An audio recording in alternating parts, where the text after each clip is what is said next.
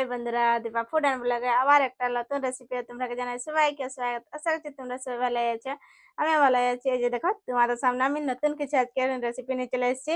আজকে আমি জলকচু রান্না করবো। এই যে দেখছো না জলকচু, আর এখানে চিকেন আছে, এখানে চিকেন দিয়ে আজকে জলকচু রান্না করবো। তো সর্বপ্রথম আমি এই জলকচুয়াকে ছাঁচে নিব, ছুলে নিব। দেখছো না, একে ছুলার বাদে এটাকে আমি কাটে নিব। তো আমি ছুলবো এখন। এই দেখো জলকচুয়াকে আমি ছাঁচে নিয়েছি, ছাঁচে যে কাটা আমার কমপ্লিট হয়ে গেছে। দেখছো না, আমি এরকম লম্বা লম্বা ভাবে আর আমি এটা কাটে নিয়েছি।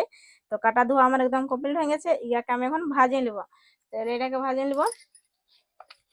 তো এই দেখো কড়াই চাপা নিয়েছি, এখানে আমি সরষের তেল দিয়ে দিয়েছি। একদম লাল লাল করে ইয়াকে আমি ভাজবো। তেলটা গরম হয়ে গেছে, তো এখানে আমি দিয়ে দেবো কচুগা।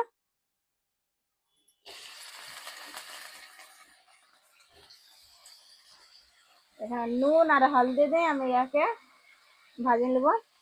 পরিমাণ মতো নুন, হলদি পাউডার পরিমাণ মতো দিয়ে এক লাড়াচাড়া করে আমি ভাজে নেব।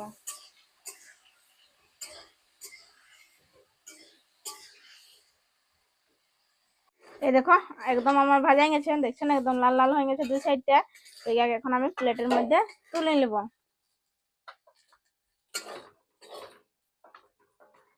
খুব সুন্দর একদম ভাজা গেছে, 80% সিদ্ধ হয়ে গেছে।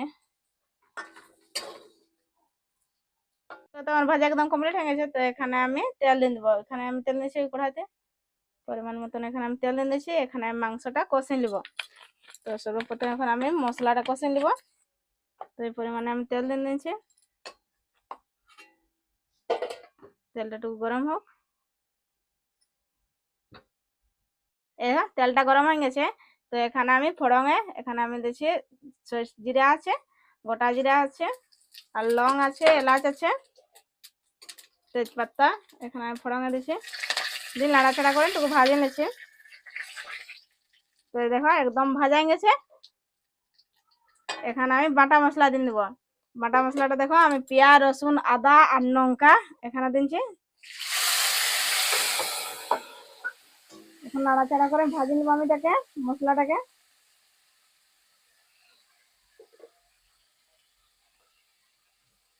এই দেখো বাটা মশলাটা একদম ভাজা গেছে, দেখছো না সাইডে সাইডে তেল ছাড়ছে। তেল ছাড়লে জানবে যে মশলাটা ভাজা গেছে। তো মশলা একদম ভাজা হয়ে গেছে। এখানে আমি জিরা আর ধনিয়া বাটা রেখেছি, এখানে জিরা ধনিয়া বাটা আমি দিয়ে দেবো। তিন নাড়াচাড়া করে এটাকেও ভাজে নেবো।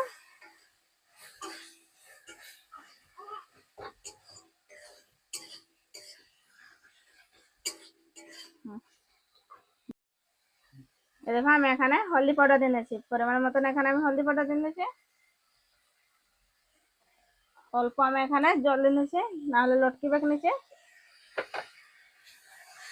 নাড়াচাড়া করে ভালোভাবে মশলাকে আমি এখন কষে নেব।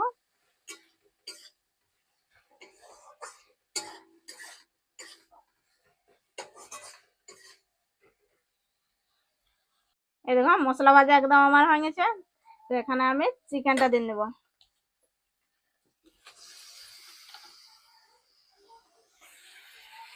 এখানে নুন দিয়ে নেবো পরিমাণ মতন। আমি তো কচুটা ভাজবার সময় নুন দিয়েছি, তো এখানে চিকেনটার পরিমাণে আমি নুন দিয়েছি। নাড়াচাড়া করে ভালোভাবে আমি এখন কষে নেব।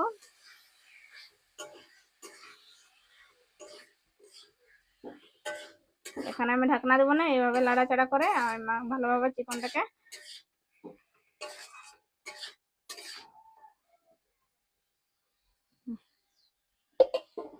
এই দেখো আর ভালোভাবে চিকেনটা কষা হয়ে গেছে। দেখতে না কি সুন্দর কালারটা দেওয়া, কি সুন্দর আসছে। এটা তো আমার কষা কমপ্লিট হয়ে গেছে। এখানে আমি কচুটা দিয়ে দেবো। জল কচুটা তো আমি আগে হলদি আর নুন দিয়ে ভাজে রেখেছিলি, ওইটা এখানে দিয়ে দেবো। দিয়ে নাড়াচাড়া করে ভালোভাবে মিক্স করে নেব।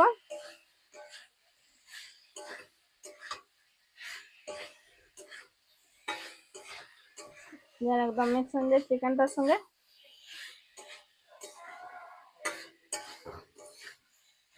একদম ভালোভাবে আমার একদম চিকেনের সাথে জলকচুটা মিক্স হয়ে গেছে। এখানে আমি জল দিয়ে নেবো।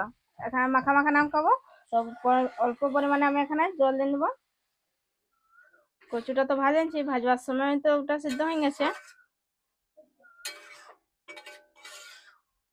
এই দেখো আমার রান্না একদম কমপ্লিট, দেখছেন একদম মাখা মাখা হয়ে গেছে। তো আমি মাখা মাখা নাম খাবো। তো আমার একদম রান্না কমপ্লিট হয়ে গেছে। এখন আমি গ্যাসটা বন্ধ করে দিচ্ছি। দেখছো না কি সুন্দর একদম হয়েছে, দেখো কালারটা দেখো কি সুন্দর এসছে। তোমাকে তুলে দেখাচ্ছি, এই যে দেখো জল কচু দিয়ে চিকেন রান্না আমার কমপ্লিট।